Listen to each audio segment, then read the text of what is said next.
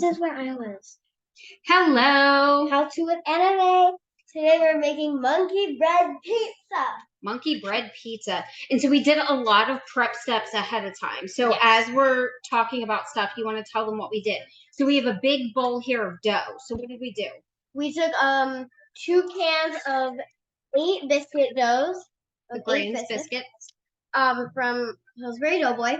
And we cut them into little quarters. And we did the same for this pepperoni. Yep, and we did pepperoni. Okay, but what we're going to do first is, that's what we did with this, and then we're going to pour this into it. So tell the folks what we did here. We melted some butter, put in 1 crushed up garlic clove, and some Italian seasonings. Just some FYI. The recipe we saw online was just a video. It didn't give us instructions on how much, so we're guesstimating.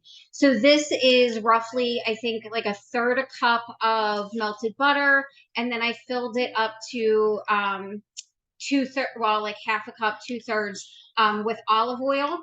I actually added 2 cloves of garlic because that's how I roll. And then we did how much Italian seasoning? We did a teaspoon of Italian.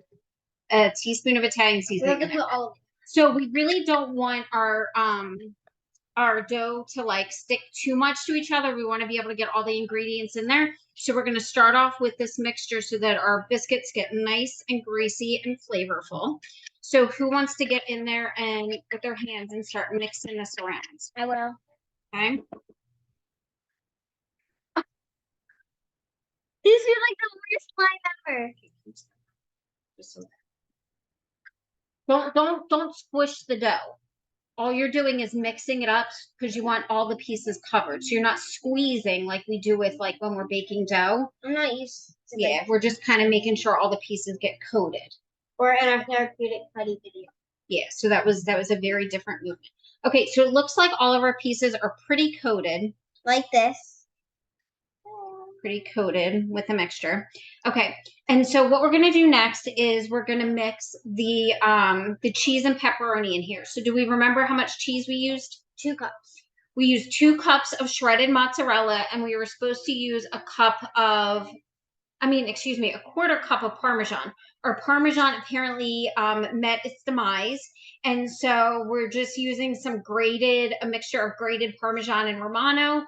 And again, we're going to kind of hope for the best. So can you pick up that cheese bowl and dump it in? I can't. My hands are greasy. Right. So Anna's going to do that. The whole thing? Yep. I don't know how to respond to that. I don't talk to Siri. Okay, so dump. More cheese. Dry. Okay, is it all out? Yep. Okay. Yes. And then we have pepperoni on the counter. Can you tell the folks what we did with the pepperoni? So we took a bunch of pepperoni. I don't know how many. Put it into this. It was roughly 20 slices. I didn't really count it out. I just grabbed somewhere around 20. And we quartered those as well to mix in here. So we're gonna have some pepperoni pizza pull apart. So I'm sure you could probably add whatever you wanted, right? Like sausage or olives or peppers, onions, pineapple, maybe. Yeah, whatever you want. Whatever is like on your pizza. Okay, so you're trying to get the stuff all mixed in with the bread and pepperonis and cheese and maybe even spinach on pizza. And this smells so ridiculously good. It smells like Italy. Yeah, I'm hoping it tastes just as good. So then once we have that mixture all ready, one of you get the bundt pan. Yep. So we're using a bundt pan like you normally do with monkey bread. So I didn't make some space on the counter for that. All right, and I'm getting, you want to have it, nope, not yet. Even though obviously we used butter and olive oil, we want to use a little bit of grease on the pan just so it doesn't stick. Just to be sure. So you can kind of grease the pan however you want. We use a Pampered Chef aerosol olive oil. Get some in there.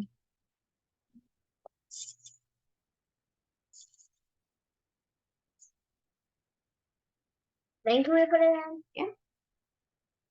I'm waiting. Get it nice and covered. Then you want to put it in that pan. And just grab some. No. Yes. You're actually you get to do everything. I just feel like really gooey slime. Yeah, you can wash your hands afterwards. No big deal. I'm sorry. I'm actually putting it in. Don't expect this to feel relaxing. It actually does feel relaxing. No, it doesn't. To me, it feels disturbing. To me, it does. Look at me. I'm taking hands. Ew! Stop touching me with your nasty greasy cheese. I'm sorry. Yeah, shimmy it in there and shimmy it in there. It's better. It tastes better than it feels. Obviously, it will. Okay, do you have it all in there? Pepperonis. There's pepperonis that are missing. So we already preheated our oven to 350. And so the recipe says to put it in there for 35 to 45 minutes. And so again, we're going to try and see what happens. So we're definitely going to check at 35 minutes, see what's going on. And then when we get back, we'll let you know how long it ended up taking and we'll show you the next step. So thank you for listening so far. We will be back. We are back. This is what it looks like after 35 minutes. Yep, so we only ended up doing 35 minutes in our oven, and it worked pretty well. So you definitely want to check it around 35. And then maybe if your oven's a little bit slower, it might take a little bit longer. I had a bit of trouble dumping it out from the bundt pan, but that happens to us all the time. So I think it's the bundt pan itself and not the recipe that's the issue. And we warmed up some pizza sauce for the middle. Quinn just snuck a pepperoni. How was it? It's deliciously greasy. It's still really warm. Do you want to try and pull off a piece and try it? Let that one cool. I'll pull off this piece so you can blow on it. Okay, blow on it.